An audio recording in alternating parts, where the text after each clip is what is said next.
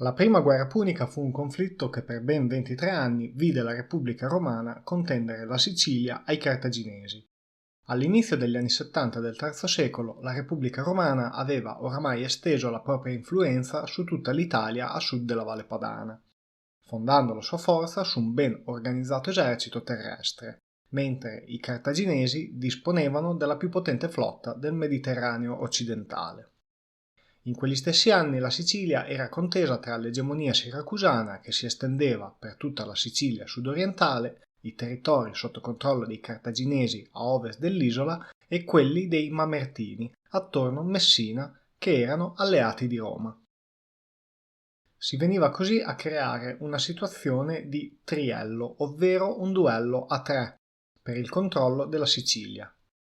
Per ironia della sorte, questo triello sarà vinto dal quarto attore, ovvero la Repubblica Romana.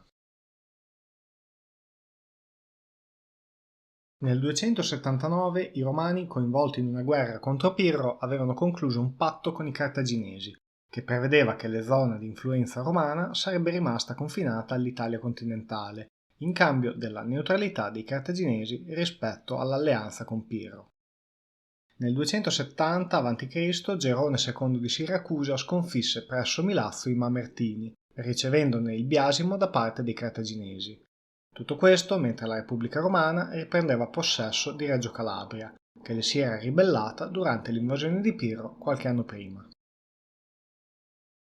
I Mamertini, ora sulla difensiva, chiesero aiuto sia ai cartaginesi che ai romani. La prima città a rispondere fu Cartagine, che inviò una propria guarnigione a Messina. Tuttavia, la presenza cartaginese a Messina fece temere ai romani la conquista dell'isola da parte della potenza punica. D'altra parte, accettare di inviare dei contingenti a Messina avrebbe potuto significare l'inizio di una guerra appunto con Cartagine.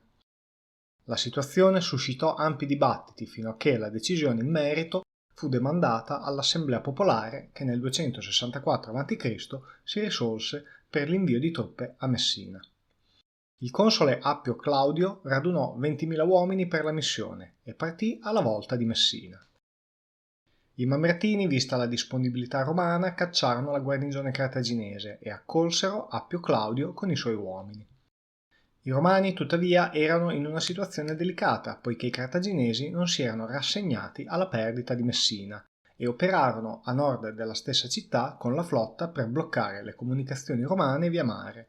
Contestualmente a queste operazioni, un esercito cartaginese si accampò a nord-ovest di Messina, coadiuvato da un esercito siracusano che intervenne da sud.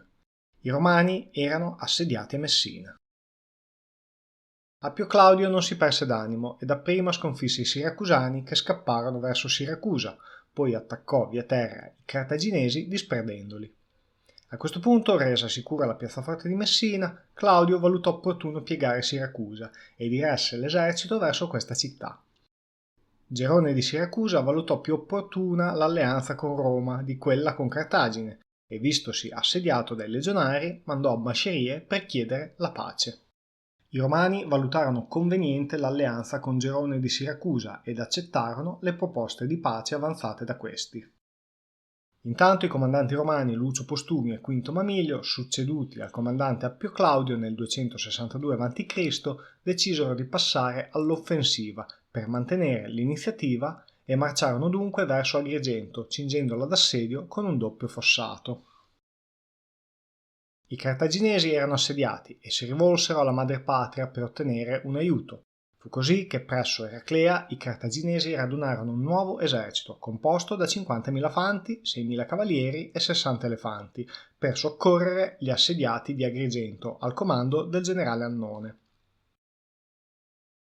Questo generale riuscì a catturare il centro di approvvigionamento romano di Erbesso e ad assediare a sua volta i romani assedianti di Agrigento. L'esercito romano da assediante era passato ad assediato e ben presto riuscì a resistere solamente grazie al sostegno siracusano.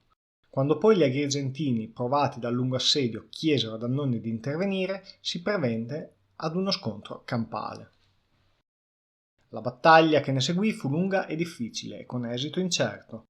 I cartaginesi ottennero però il risultato di fare evacuare le proprie truppe assediate ad Agrigento, che poi lasciarono i Romani.